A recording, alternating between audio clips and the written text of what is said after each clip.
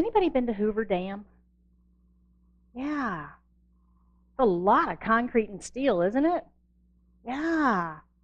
Think how much resistance is there holding the, Colorado River back? A lot of resistance, isn't it? A lot of resistance. And that's what we're talking about today in my talk, which is titled, Roll Away the Stones of Resistance in Our Life. Roll away the stones of resistance. Because resistance takes a lot of our energy because we're pushing against something, aren't we? We're holding it back. And a lot of times we're holding back the flow of life itself through us. And we don't even know it. We don't even know it. In our class this week, we were reading the book called Journey of Awakening by Ram Dass. It's a very old book. It's been around forever. We've used it in many, many classes, but it's got some great information in it. And one of the things that he said in there, he says, your resistances to meditation are your mental prisons in miniature. I found that profound. Our mental prisons in miniature. And it seems to me like that what he's saying is that whatever's coming up for us in meditation, whatever that distraction is, if it's physical, my body hurts, my nose itches, I need to twist, I need to turn, right? Your body's getting your attention. Or maybe it's mental, the grocery list, or my to-do list, or something catches us. You know, in meditation, you're supposed to focus on your breathing. And when the thoughts come in, you think about the log floating down the river. But sometimes we want to stop the log and build a house, don't we? We get caught. We get hooked. Or maybe it's spiritual. I don't have time for this. God's not going to answer me anyway. Right? It could be a spiritual crisis that's going on. Now, I don't know about you, but I've experienced all those things. Experienced all those things to various degrees pretty much all the time because I meditate a lot. But if we want lasting improvements in our lives, it seems important that we understand how we are resisting, and this could be a clue for us. This could be a clue for us. So what are some of the things that we resist? What are some of the things that you resist? And how is that really limiting our lives? How is that really limiting our lives? If meditation is showing us the miniature form of those things that are limiting us, could it be that our subconscious is really working those things behind the scenes that we don't even realize? And I think that's what Ram Dass was trying to tell us, is that there's a hint for us in our meditation when these things come up. You know, why is it that my body is active right now as opposed to my to-do list? Why is it that my doubts and my spiritual crisis is happening now as opposed to my physical body needing to, scratch my nose or something? What is it trying to tell me? What is it trying to tell me? One of the things that we know about resistance, or at least I've figured out about resistance, is that it can become a part of us. Almost as if we're like an actor on a stage playing the part and saying the lines over and over and over again, never considering where they came from. Never considering where they came from. Anybody seen the movie Groundhog Day? Bill Murray?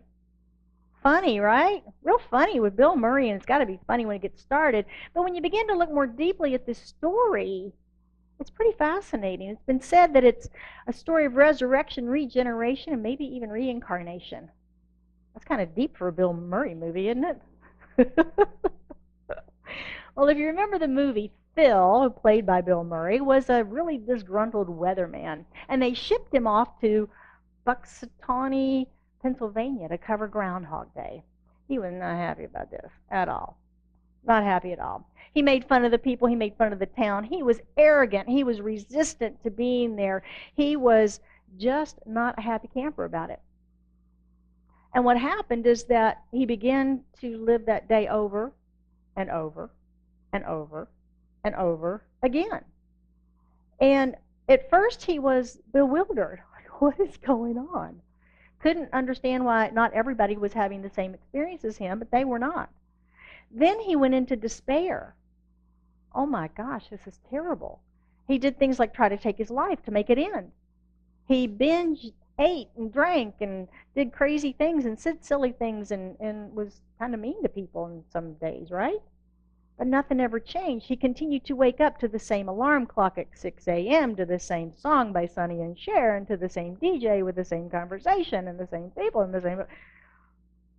Can you imagine? Can you imagine? Your life ever felt that way? Yeah, we can get in that rut and routine too, can't we? Where we're doing the same thing over and over and over again and wondering why life is so dull, right? But sometimes our beliefs do that to us, don't they? They run us in the same way. We do the same things over and over and over. And yet we don't see the changes that we put in the prayer box, or we talk to a practitioner about praying for change in our lives, or we're saying our affirmations and things. But we're in that misalignment again, aren't we? We aren't aligned with what we say our wants, needs, and desires are with our actions and our activities. But at some point we might realize, like Phil did in the movie, that if we don't do things different, our days do begin to look exactly alike, just like our yesterdays. Today looks just like yesterday. Have you ever said to yourself, I really need to make a change? I think we've all woken up at some point or the other and gone, I really need to change what I'm doing. I need to exercise. I need to eat better. I need to stop this. I need to start that. I need to change jobs. I need, right? We've all had that moment of realization of, I need to make a change and be serious and focused about it.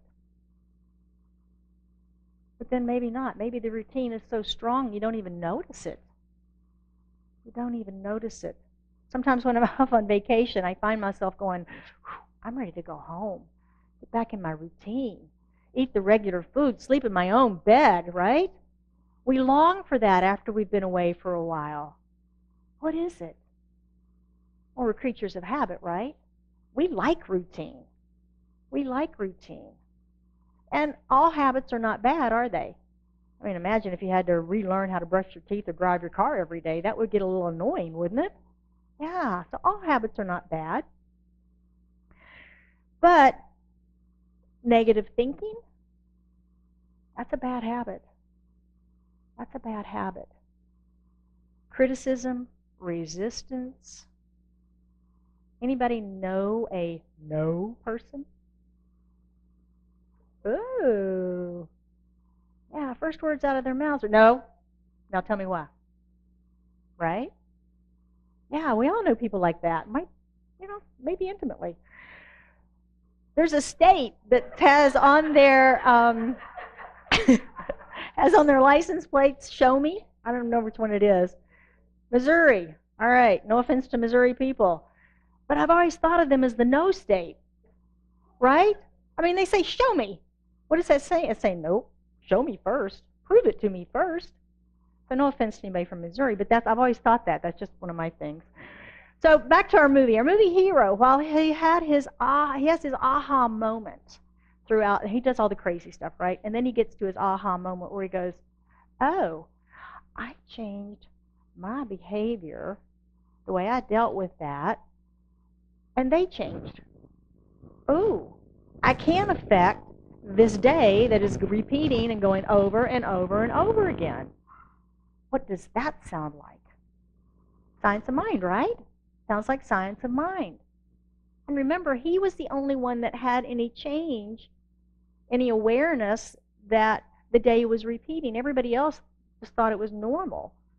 So he was the only one that could do that. And the movie shows us a character who is demonstrating the absolute worst of himself, wasn't he?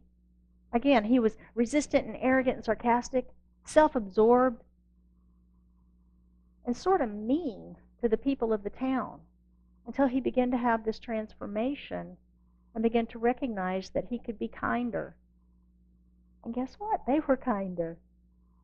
He even had compassion come up for the homeless man who actually died that day, but he became very kind to him. He tried to save his life. He couldn't do that, so he couldn't prevent death, but he could take him for a nice meal and have a conversation with him. His compassion came up through this, something that you didn't see in this character throughout the first part of the movie. So the thing that he found was really, he found himself in this unexplainable situation, thinking maybe he was a victim of fate, the winds of fate. But really, it was kind of a gift, wasn't it? It was a gift to him to be able to, not be able to, he was actually forced to stop and look at every day, consider every day, even though he thought he knew it was going to be exactly the same, he figured out he could affect that day. He could affect the quality of the day by his thinking about it, couldn't he? He could decide. And he knew if he messed it up, he could take another shot tomorrow. Anybody play golf? Ever heard of a mulligan? Yeah, they're great, aren't they? It's a free shot. It's another shot at the green without having to take a penalty stroke. And that's kind of what he got, because he was starting to fall in love with the woman there. I think it was his producer, and Andy McDowell. Yeah, he was starting to fall in love with her, but they were very different because of his arrogance, and she was a very sweet woman, and they were miscommunicating, and he'd mess up. She'd smack him. I mean, she'd slap him, and all sorts of stuff like that, until he began to learn and change his behavior, and she began to fall in love with him. So he got a mulligan to do it over again the next day and do it right this time. Do it over and do it right.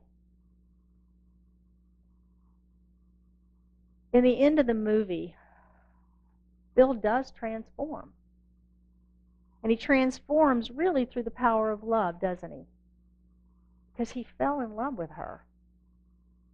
And he adapted, I don't know, changed, grew up, expanded, allowed his true self to emerge, that I am self that lives within us, to break through the arrogance, to break through his resistance to life and being where he was. I mean, he was in a place he didn't want to be. Anybody been there? Yeah, right? But when we resist it, what happens? It makes it worse, doesn't it? But when we accept it and go, yeah, this is where I am. This is what is. Now, Silence of Mind gets a bad rap sometimes because people say we don't accept reality for what it is. Well, where the miscommunication, I think, is that we look at it and we go, yeah, that's reality. That's where I am. I'm stuck in Groundhog Day forever in Punxsutawney, Pennsylvania. Okay. And this is where I don't want and where I want to be. I want to be in love with the woman. I'm going to create that. I'm going to make this work for me. And he did. Not by focusing on his disgruntledness and his unhappiness in Punxsutawney, but by focusing on love. Almost like David and Goliath, right? It was never about the giant and fighting. It was always about getting the princess when he won. The same thing. It was about love. It was about love. Unfortunately, sometimes it does take a crisis to allow us to discover our own inner hero, doesn't it? Sometimes it does take a crisis. When we're facing challenging situations or our own dragons, as I call them, we can be stuck, or we can move beyond our denial of what's there, our resentment, resistance to what's there, and accept the situation and go, okay, this is what it is. This is where I'm starting from. This is the first step on the path. Where do I go from here? Where do I go from here? It was interesting when diving deeper into this movie and the story, it really tells that ancient spiritual message. Stick with me here. Most stories of heroes and saviors demonstrate some combination of suffering and courage, right?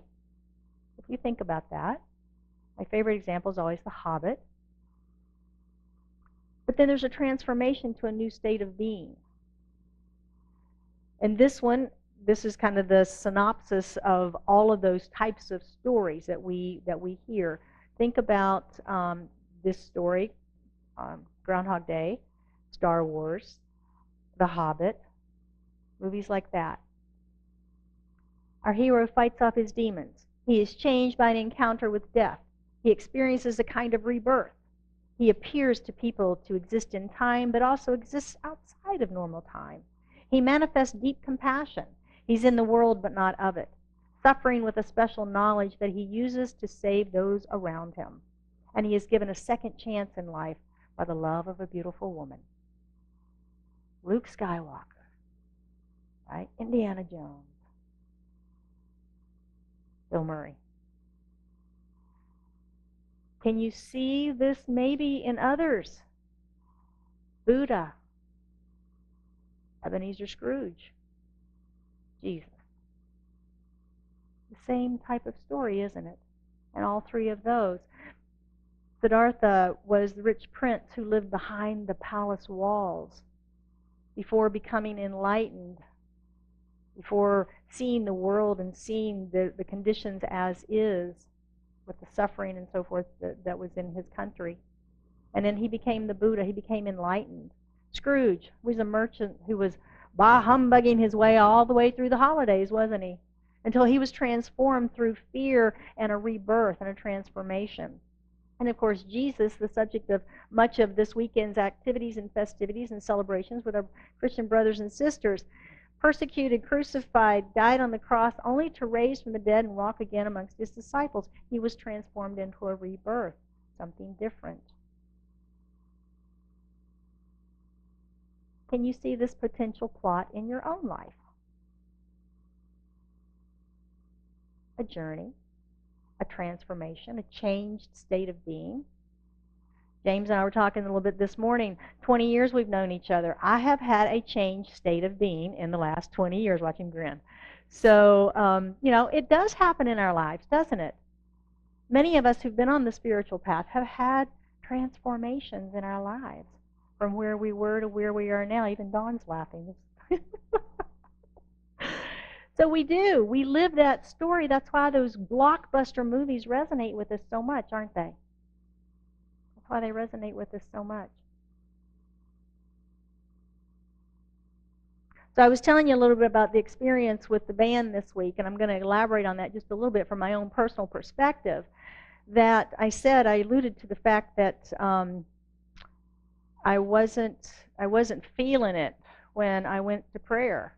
Like, because my little logical brain, couldn't understand why it happened, but couldn't make any sense out of that whatsoever. Sense of violation, of course, right? But then it was like, all right, we just need it back. What's the highest and best? What is it that I'm seeking here? Just want it back completely intact, nothing gone. I couldn't see it in today's world. Stripped down, on blocks, blah, blah. All this stuff in my head, I couldn't get past it. But I knew I was the block to the manifestation of the return of the van. I could feel that. But I could also feel my own tug of pulling back and resisting. All I could do was go to affirmation. All I could do was go to an affirmation to try and move myself over that hurdle. And so I did. Ron and his van are reunited with everything inside. And I must have said it for 30 minutes. All the way driving to work. I just kept repeating it, almost like a mantra, almost like a mantra. An hour and a half later, he called to tell me that the van had been returned, that Phoenix Police Department had it, and it was completely intact. He can tell you the rest of the story. That's a manifested prayer. That's me getting out of my own way to allow Spirit to work through the field of infinite possibilities. I could never have come up with the way that manifested. Never in a million years. You might as well have dropped it from the sky. So where are we resisting and blocking the flow of our good through our own logical mind? If I can't see a possibility for the way it's going to manifest, does that mean it can't manifest? We say, intellectually we say, oh no, we don't believe that. But there I was, stuck in it right there, recognizing my own feelings, because we know that the feeling and the conviction behind our prayer is what makes the prayer manifest, right? We've got to believe what we're saying. We've got to believe what it is we're praying for. And I wasn't believing it. And I knew it. And I knew that that wasn't going to help the situation. And I could call in all the prayer reinforcements that I wanted to, but as long as I was standing in that block and not believing on my own, it wasn't going to happen. It wasn't going to happen. So I did what I talk about doing. Do what you can do. I went to affirmation until I could feel that shift within me that said, yes, there is an infinite possibility for how this can manifest. I don't know what it is. Doesn't matter. I had to let go of that resistance. I had to let go of that resistance. So that was faith for me. That was strengthening and building my faith, strengthening and building my trust, and this letting go, release, relax, place of letting Spirit bring miracles forth in our life. Allow it. Allow it. So what are we resisting? Are we resisting life? Are we resisting God? Are we resisting our good? I'm going to ask our ushers to come forward right now and deliver you a gift before I finish my talk this morning. Come on forward, folks, and just hand those out. These are stones of resistance. You each get one as your souvenir to take home and play with today. And as we wrap up our practicing the presence this morning, think about your stones of resistance. Where do you need to release and let go? Maybe like me, you don't even realize what it is. My logical little brain. It may be something like that. Letting go is good. Everybody in meditation and they go, relax your shoulders, and all of a sudden they drop 3 inches and you go, wow, I didn't even know I was holding that. Or my favorite is relax the little tension lines around your eyes. I didn't know I could hold tension there. Or your jaw. Maybe you're clenching your hands.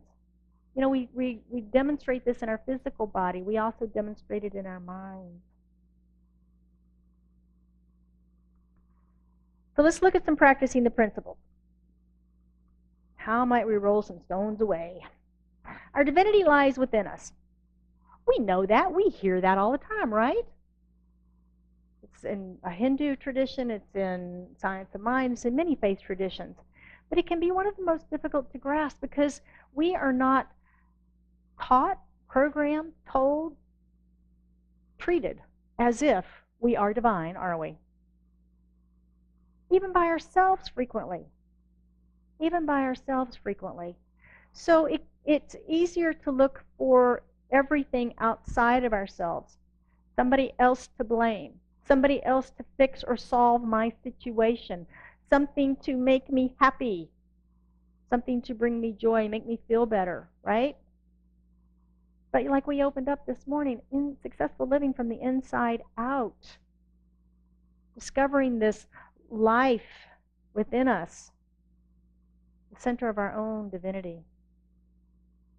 So this week I'm going to invite you to set an intention to know your own divinity. Set an intention. Make it something that's important. Sticky note. Stick it on your mirror. I am going to know my own divinity. And focus on that every day. And see how you experience life a little more differently.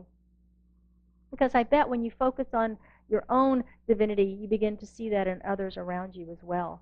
And like Bill Murray, your experience may be a little different this week. Your Groundhog Day may change. Number 2, mental prisons in miniature. Again, meditation is that practice of focus. Focus on the breath. Don't get hooked on the thoughts. Don't build a house out of the logs. Let them go down the river. The practice of focus. Pay attention to your distractions. Whatever distractions are coming up, go more deeply into them. Why is this getting my attention right now?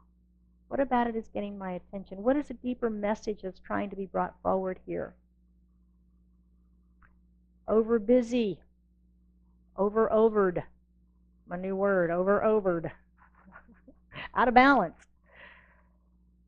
If you're thinking about food, what's up with that? Are there weight challenges either side of that scale? Bills. If you're thinking about your bills and what's next to pay, is there a financial challenge that you're focusing on and trying to deal with? The monkey chatter. Don't believe that meditation is going to work anyway, right?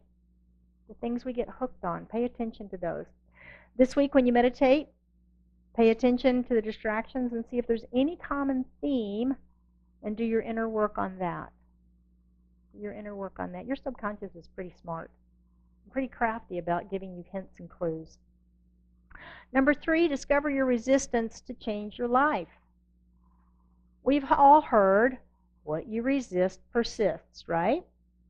And I think that's completely true both in the physical and in the spiritual realm, because energy is true in both of those, and energy is what holds that in our sphere of influence, isn't it? When I'm resisting something, that's a powerful energy to hold that in place, which is why in Science of Mind we do teach turning away from it and putting that energy on what it is we want to call in and letting this fall away. I think it's fascinating, some of the studies that have been out there recently about the kids doing the tests on bullying plants and focusing on bullying the plants versus loving the plants and how the plants respond, or giving them attention and no attention to how they respond. That's all energy, right? And that's the same thing that we're talking about here. So this week, when you hear yourself say no, ask what you're resisting. Ask what you're resisting. Is it an idea? I can't accept that idea. It wouldn't be my own. Your ego's in the way. Is it somebody wanting to help you? Can't accept help. Oh no, can't accept help. That would mean I'm weak.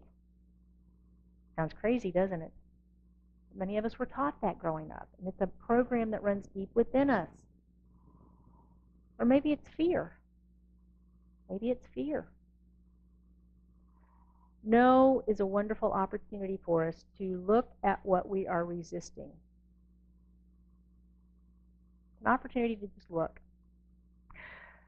Ernest Holmes, the founder of Centers for Spiritual Living and the author of The Science of Mind, says in his book of essays, Living the Science of Mind, we are continually standing before the grave of some inactive thought, some dead hope, some apparently lost cause whose door is sealed with fear, doubt, despair, and uncertainty.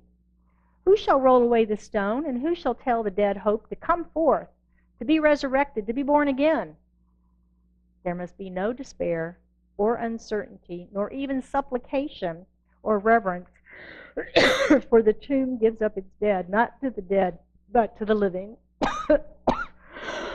Almost made it. Excuse me. So this Easter represents a celebration of rebirth and renewal. Springtime. Springtime. And we use the example of rolling away the stone of the tomb as a metaphor for our own freedom. Our own freedom from the darkness, moving into the light, and moving into our own lives. Be that magnificent expression of spirit that we've all come here to be. So as we roll away the stones of resistance today, I want to close with a quote from Star Trek. Surprised you, huh? And it's from the Borg, if you're familiar with the Star Trek guys. And of course it is, resistance is futile. Remember that? I think that just sums it up. Resistance is futile. It's going to wear you out. It really is. It takes a lot of energy to resist. If we allow life to flow through us. Allow life to flow through us. And may we each live long and prosper in our own awareness of God and in, through, and as each of us. Happy Easter. Would you join me now in an affirmative prayer? How good it is that we can recognize this day the beauty of life. life all around us. There's the beautiful sky and the breeze and all of the flowers and everything that is blooming in this beautiful springtime here in Scottsdale, Arizona. We recognize this as the work of the divine. That God is in, through, and as all that is. It is all of life. It is all that has ever been, ever will be. It is all of it is here right now, present. In, through, and as the very breath that we breathe. God is that infinite love. It is the power of the presence. It is harmony. It is joy. And I know that all of that is here now, present in, through, and as me as an expression of it, individualized and unique, filled with those qualities of the divine, the harmony, the love, the peace, the wholeness, the joy. As I know that for myself, I know that for each one of us here, gathered today in community, that we are all individual demonstrations of spirit. What a gift. What a gift to have life here today, present in this time-space reality, in this wonderful world in which we live.